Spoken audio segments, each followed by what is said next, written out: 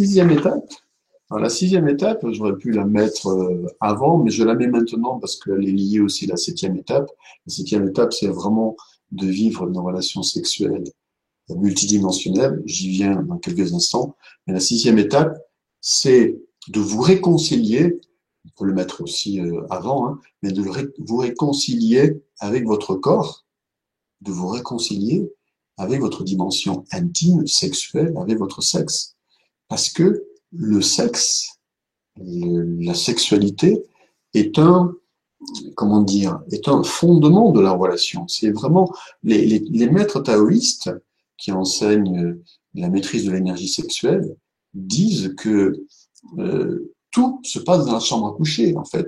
L'harmonie de la relation dépend de ce qui se passe dans la chambre à coucher. C'est-à-dire, si à ce niveau-là, il y a des difficultés parce que justement l'un ou l'autre ne se sent pas bien dans son corps, ne se sent pas à l'aise au niveau sexuel, n'a pas réglé certains traumatismes, n'a pas un bon, a des a priori négatifs avec le sexe, ou ne sait pas exprimer ses besoins, etc., etc.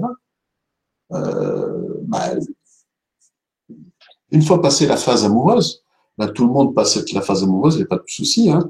On accepte tout dans la phase amoureuse, même si on n'est pas, même si au niveau sexuel, ce n'est pas le top peut-être, on accepte tout. Mais après, c'est des frustrations, c'est des choses, c'est c'est vraiment important pour le couple d'arriver à, comment on pourrait dire, hein, à prendre son pied, à avoir du plaisir, à, à, à vivre le sexe et la sexualité comme une fête, et pas comme une contrainte, pas comme une obligation, comme certains le vivent, et souvent plus, je dirais, certaines que certains.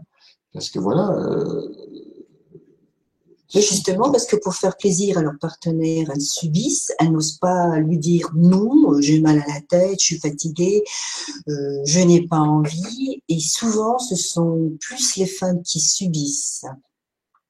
Voilà. donc, comment vous réconcilier avec votre corps? Alors, euh, il y a plusieurs méthodes, on verra ça durant le séminaire, mais la première chose déjà que vous pourriez faire, on verra ça par l'expression corporelle, par l'exercice. Euh, Oui, justement, en ce qui concerne les exercices,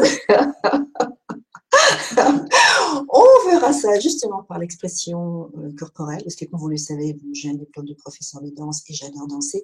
Donc par l'expression corporelle, on fera des exercices au niveau regard, maintien, position. C'est fort important parce que la position du corps est révélateur. La manière dont vous marchez, la manière dont vous vous asseyez, c'est révélateur. Le corps parle de lui-même. Et comme l'a très bien signalé Philippe, si vous voulez attirer à vous le ou la partenaire, vous devez travailler votre comportement, l'attitude. On va également travailler la danse. Pourquoi la danse? Parce que dans la danse, c'est aussi un langage. Imaginez-vous, vous êtes dans une discothèque, dans un dancing, vous regardez un homme, une femme.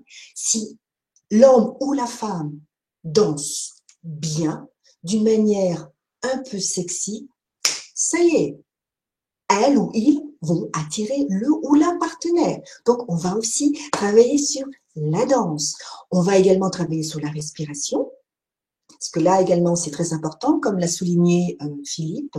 Donc, on va s'inspirer justement de l'art taoïsme. Vous devez savoir que quand l'énergie sexuelle est bien maîtrisée, elle peut être bien diffusée dans tout le corps et conséquence, eh bien, vous vous sentez bien dans votre peau, vous rajeunissez et vous débordez énormément d'énergie pour accomplir plein de choses. Et même si il vous arrive un malheur, entre guillemets, ou vous entendez une mauvaise nouvelle, eh bien, grâce à cette énergie sexuelle, vous allez l'accueillir positivement comme une leçon de vie. Vous dites, bon, ce n'est pas grave, c'est comme ça, je trouverai une solution et je continue mon chemin. Donc, on travaillera également sur la respiration et on fera également des jeux de rôle et bien d'autres choses encore. Et ça sera également très ludique, vraiment très ludique. alors, une des façons hein, aussi que vous pouvez faire déjà toute seule ou tout seul chez vous pour vraiment avoir un meilleur rapport à votre corps, déjà, avec le pilier 1, l'estime de soi, ben, plus vous allez vous apprécier vous-même, plus vous aurez la capacité d'accepter votre corps tel qu'il est, d'autant que ce n'est pas le corps qui fait la relation, ce n'est pas le corps qui fera que vous allez attirer quelqu'un, contrairement aux idées reçues. C'est ce que vous dégagez, quel que soit votre physique. Exact. C'est pour ça que si vous êtes vraiment dans l'amour et la valorisation de vous-même, pilier central, alors vous pouvez, quel que soit votre physique, vous attirerez quelqu'un. Parce que vous serez différent, différente. Vous rayonnerez quelque chose de particulier. On aura envie de venir vers vous.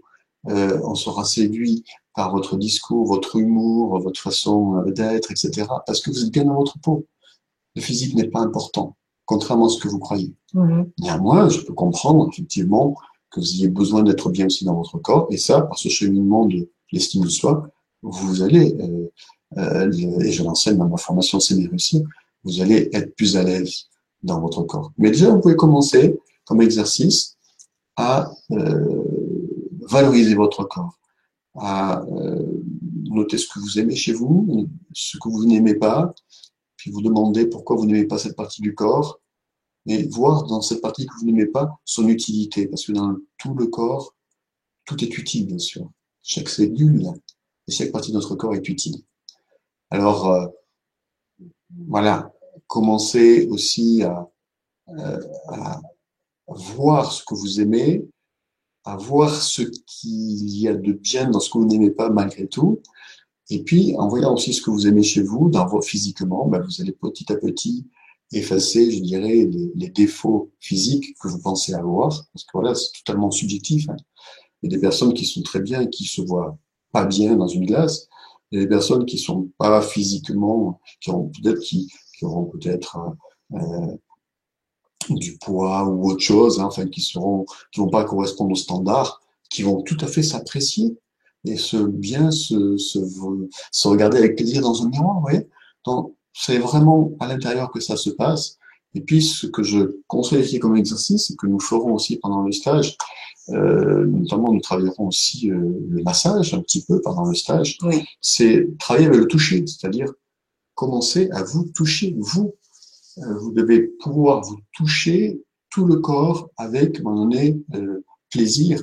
Et quand je dis plaisir, c'est-à-dire vraiment, voilà, que ce soit agréable pour vous. Apprivoiser votre corps. Tout peut se faire par le toucher. Peut-être aussi que votre partenaire peut vous aider aussi, hein, par le toucher, justement. On va venir à la 7e étape, par le toucher, à avoir confiance aussi dans votre corps. C'est vrai que le regard du partenaire ou le fait que votre partenaire eh bien, caresse votre corps et le reconnaît par amour et l'aime comme il est, eh bien ça va aussi, ça peut vous aider énormément, ça peut vous rassurer énormément. Bien sûr, cela doit être réciproque. L'amour est inconditionnel. Oui, exact. Exact. Donc voilà, et puis par rapport au sexe, bah, tout à l'heure, hein, il y avait le chapitre sur les croyances. Qu'est-ce que vous croyez vis-à-vis du sexe? Et c'est vraiment important d'identifier ce qui est limitant, ce qui est négatif par rapport au sexe pour le transformer et de voir ce qui peut être positif avec le sexe. Et justement, j'y viens, nous y venons maintenant. Étape 7,